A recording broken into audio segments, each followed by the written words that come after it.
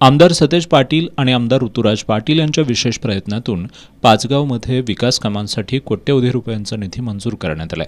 Raghunathrao Desai Nagar corner, Mandlik बोर ते Hari park आणि डॉक्टर बाबासाहेब आंबेडकर कमानीपर्यंत आरसीसी गटर चॅनल बांधकामासाठी 1,30,81,208 रुपयांचा निधी मंजूर झालाय।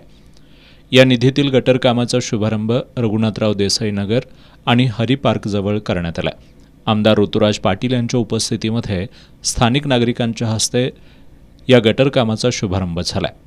त्यानंतर राधाकृष्ण कॉलनीमध्ये 1 लाख रुपये खर्चून घेण्यात आलेल्या बोरवेलचं लोकार्पण आमदार ऋतुराज पाटील यांच्या हस्ते करण्यात आलं। रामानंद नगर ते पाचगाव ग्रामपंचायतीपर्यंतच्या रस्त्याच्या डांबरीकरणाच्या कामासाठी 1,14,35,906 रुपयांचा निधी मंजूर झालाय।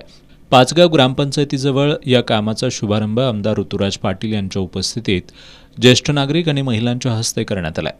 यावेळी पाचगावच्या सरपंच प्रियंका पाटील, उपसरपंच शांताराम पाटील, ग्रामपंचायतीचे सर्व सदस्य, कोर कमिटीचे सर्व पदाधिकारी, गावातील तरुण मंडळांचे पदाधिकारी आणि ग्रामस्थ उपस्थित होते।